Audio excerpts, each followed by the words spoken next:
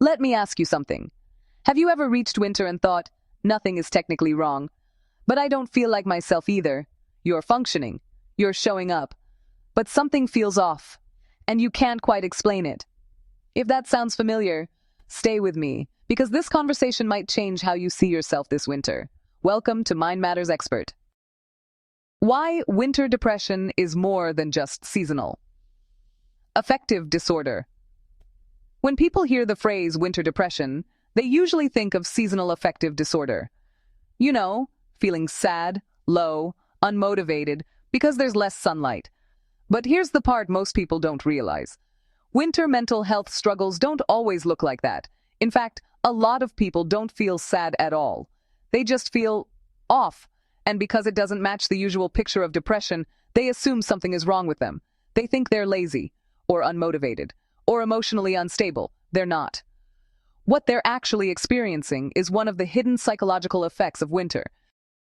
What winter quietly does to your brain and nervous system. As the days get shorter, sunlight drops, and with it, serotonin.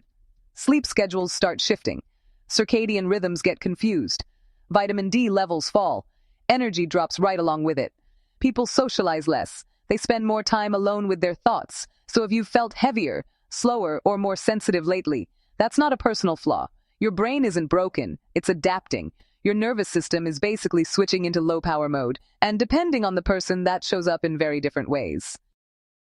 For some people, winter shows up as numbness. They'll say things like, "I'm not sad, I just don't feel much of anything." They go through their days on autopilot. Nothing is technically wrong, but nothing feels right either. Things they usually enjoy don't really hit. They're not upset, they're just flat. This isn't a lack of gratitude, and it's not emotional failure. It's the nervous system conserving energy by turning the emotional volume down. What helps here isn't forcing happiness, it's gentle stimulation, warm showers, soft lighting, music that feels comforting, not intense, and most importantly, allowing neutral to be enough for now. For other people, winter doesn't bring numbness, it brings irritation. Instead of feeling low, they feel on edge. They snap more easily. Small things feel unbearable. Everything feels overstimulating. And then comes the guilt. If that sounds familiar, hear this clearly. You're not becoming a worse person. Winter lowers your emotional buffer. When serotonin and dopamine dip, your ability to regulate emotions dips too. You're running on less emotional fuel. What helps here is release. Short movement. Even 5 minutes can make a difference. Less noise, less multitasking, and more pauses before reacting. In winter, your nervous system needs extra processing time. Then there's the group of people who feel like their brain just isn't working the same way. They forget things, lose their train of thought. Simple decisions feel exhausting. They start wondering if they're burned out, or losing intelligence. They're not. Winter affects sleep quality, vitamin D, and cognitive speed. The brain still works. It's just slower, and that's okay. What helps is reducing mental load, getting light exposure early in the day, making fewer decisions, writing things down instead of holding them in your head. Winter brains need simplicity. Another common pattern shows up socially. People cancel plans more often. They reply slower. They want to be alone, but at the same time, they feel lonely. That contradiction can mess with your head. This isn't rejection of people. It's your nervous system asking for low stimulation and safety. Winter makes social interaction feel more draining, not less meaningful, just heavier.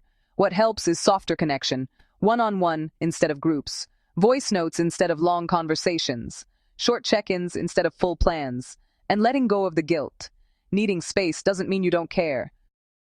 And then there's sleep. Or, more accurately, sleep being completely out of sync. You're tired all day, but somehow wide awake at night. Anxiety spikes after sunset, and your mood just drops in the evening. This happens because reduced daylight throws off melatonin and cortisol, so your internal clock kind of loses its anchor. What really helps is consistency, like waking up at the same time every day, getting light before you look at any screens, and dimming lights at night to cue sleep. You're not bad at sleep.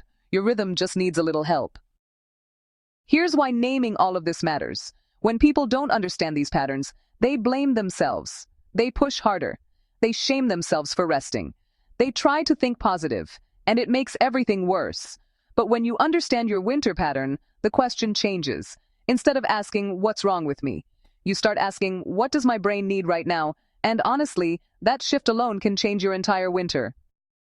Now, a gentle but important reminder. If winter brings deep hopelessness, thoughts of harming yourself, or makes daily life feel impossible, please reach out for professional help. Support really matters, and you absolutely deserve it. Before we wrap up, let me leave you with this. Winter is not a personal failure. It's a season. Your brain adapts to less light, less energy, and more stillness. You're not lazy. You're not broken. You're responding to biology. And once you understand how winter affects you, you can stop fighting yourself and start working with your mind instead. Thanks for watching Mind Matters Expert. If this video added value to your day, give it a like, share it with someone who could benefit, and subscribe for more practical mindset and growth content. Drop a comment. I'd love to hear how you're applying these tools in your life. See you next time. Stay focused and stay empowered.